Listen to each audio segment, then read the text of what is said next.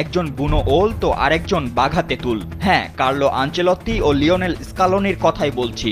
বিশ্ব ফুটবলের কোচিং ক্যারিয়ারে দুজনেই যেন সেরাদের সেরা। আনচেলত্তির আন্তর্জাতিক যাত্রাটা ব্রাজিল দিয়ে সবেমাত্র শুরু, তাই বিশ্বকাপ কিংবা কোপা আমেরিকার মতো ট্রফি জেতার সুযোগ হয়নি তার। তবে ক্লাব ক্যারিয়ারে তিনি স্বয়ংসম্পূর্ণ।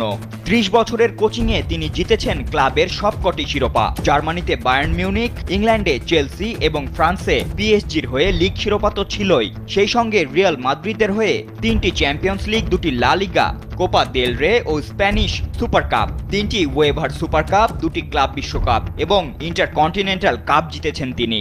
ওয়ালটন আবারও মিলিয়নিয়ার অফারে ওয়ালটন ফ্রিজ কিনে আপনিও হয়ে যেতে পারেন মিলিয়নিয়ার। সব মিলিয়ে কোচ হিসেবে মোট 5টি চ্যাম্পিয়ন্স লিগের শিরোপা রয়েছে এই মাস্টারমাইন্ডের ঝুলিতে। অপরদিকে অভিজ্ঞতা ও বয়সের হিসেবে আনচেলত্তির চেয়ে এক যুগেরও বেশি ছোট হয়েও অর্জনের খাতায় কমতি নেই স্কালোনির। আর্জেন্টিনা জাতীয় দলের হয়ে back to back Copa America, সেই সঙ্গে ফিনালিসিমা, এমনকি আকাশি সাদাদের 36 বছর ধরে অপেক্ষায় থাকা সোনালী ট্রফিটাও এসেছে তার হাত ধরেই।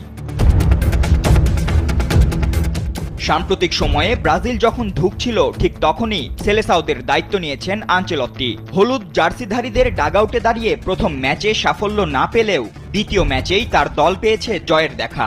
এছাড়া আর্জেন্টিনাও যখন প্রায় বিধ্বস্ত একটা দলে পরিণত হয়েছিল, মেসির ক্যারিয়ারে একটা আন্তর্জাতিক শিরোপার আক্ষেপ তাকে কুড়ে কুড়ে খাচ্ছিল, ঠিক সে সময়েই স্কালোনি ম্যাজিক যেন সবকিছু বদলে দিয়েছিল।